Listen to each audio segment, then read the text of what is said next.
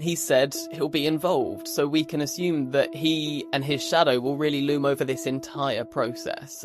I have to see what percentage of market they have. We have to see the Netflix percentage of market, Paramount, the percentage of market. I mean, none of them are particularly great friends of mine. It is telling that both in Hollywood and in Washington, there has been quite heavy resistance to a deal actually involving either side.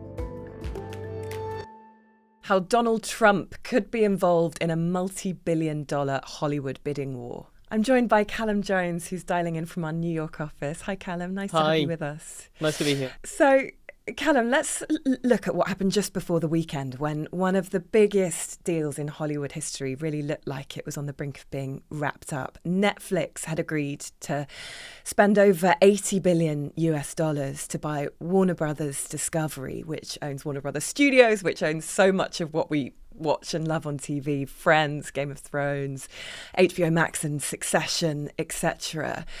But the picture's now much more complicated. There's been a hostile bid to last night. Talk me through what's happened.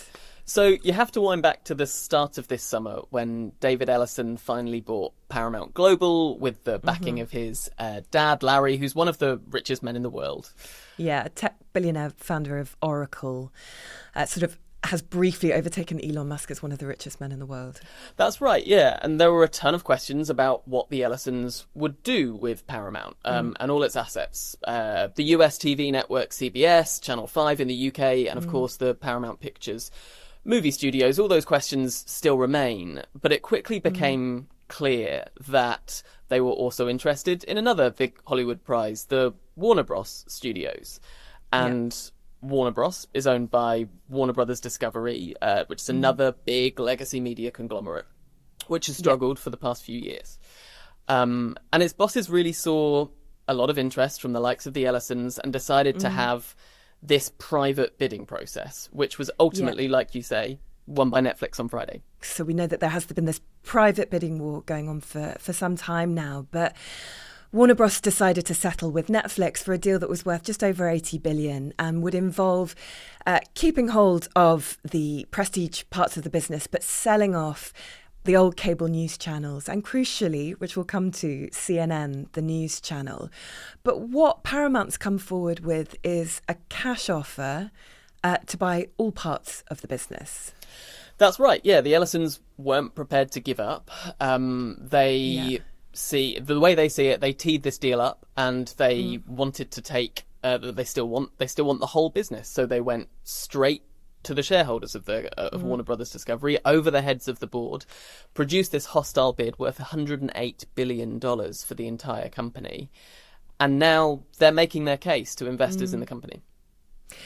Yeah, and I just want to talk for a second about why this matters, because it all sounds a bit sort of boardroom mergers and acquisitions kind of Succession episode type stuff, but this is about plurality, isn't it? It's about what we're watching on our screens. It's about two huge media companies trying to buy out a slightly smaller media company, which has huge implications. I mean, the US Senator Elizabeth Warren has called this an anti-monopoly nightmare.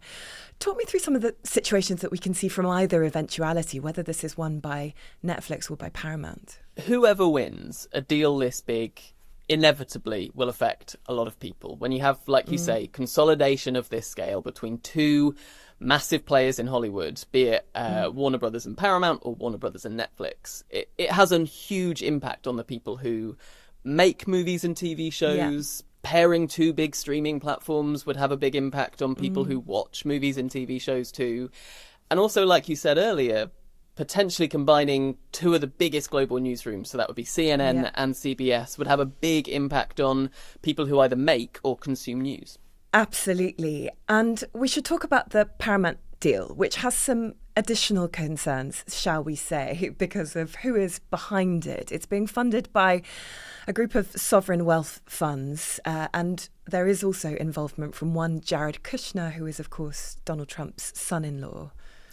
That's right. If you read the press release that landed on Monday morning in everyone's inboxes, it was really presented as an offer from Paramount with backing from the Ellisons, one of the richest families in the world.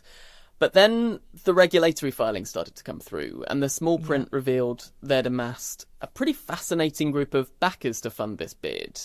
It includes Affinity Partners, the private equity fund of Jared Kushner, Donald Trump's son-in-law, like you say. It includes Saudi Arabia's public investment fund. It includes the Qatar Investment Authority. This really interesting group of investors and funders behind the deal and really making it possible for the Ellisons right now. Yeah.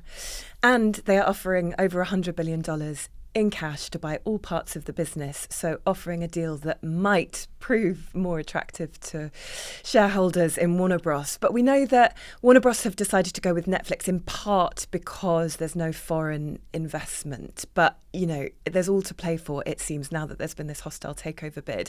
What do we know about how Donald Trump may or may not have been involved in this? We know that he's been talking to executives from both companies, but his messaging has been a bit confusing, to say the least, on what he would like to see happen.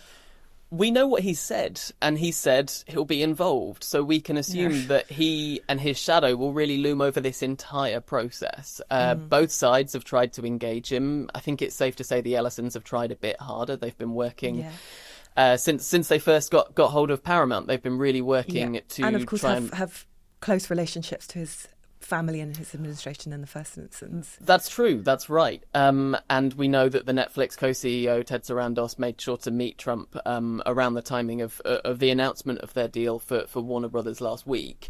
So I think it's safe to say that he will be very involved in this whole process and make sure that he's across every detail. And for CNN, I mean, we're reading that there was some relief in CNN newsrooms when the deal was agreed with Netflix, not least because CNN is given the opportunity to be spun off on its own and to be set up as its own company in whatever form that might take. But under the Paramount deal, it would be folded in under ownership of David Ellison. Of course, Paramount owning CBS, as you said earlier, which has been taken over by Trump-approved executive Barry Weiss. So there's going to be a lot of anxiety within CNN about what that means for the US news landscape, isn't there? And a fair bit of anxiety inside CBS too. I think there were 3 days over this weekend when I think staffers in both newsrooms breathed a bit of a sigh of relief. They looked at the Netflix deal. They thought, okay, maybe the Ellisons won't get hold of CNN. Maybe CNN could continue broadly as is in this spun-off entity from Warner Brothers Discovery. And then, of course, the Paramount bid was announced on Monday morning, and so which leveled this whole new layer of anxiety over the whole process for staffers in both newsrooms who are worried about what a merger between the two would look like, what being run by the Ellisons would look like if you're CNN. And there is a lot of uncertainty and a lot of unknowns right now that people inside those operations are grappling with. Yeah, so, you know, we're facing a lot of political pushback. We're facing much jitteriness from the creative industries about the implication on, you know, mid-budget films, for example, on adult dramas, but also there's pushback from trade unions.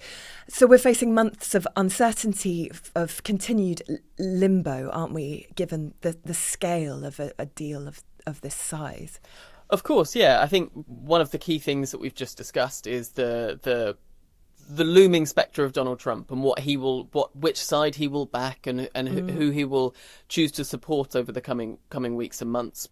But it is telling that both in Hollywood and in Washington, there has been quite heavy resistance to a deal actually involving either side, be it ultimately won by Netflix, be it ultimately won by Paramount. This idea of such a significant consolidation in Hollywood is causing a lot of concern, whether you're an operator in Hollywood, a producer, a director, or one of the unions, or actually whether you're in Washington and you really care about monopolies and whether you care about competitive markets. Well, Callum, thank you so much for your time. Thank you. Thanks for watching this episode of The Latest. Please do give us a like and subscribe on YouTube, and do let us know what you've thought about what we've discussed about this Hollywood acquisition in this episode in the comments. It's so great to hear from you. We'll be back in your feeds tomorrow.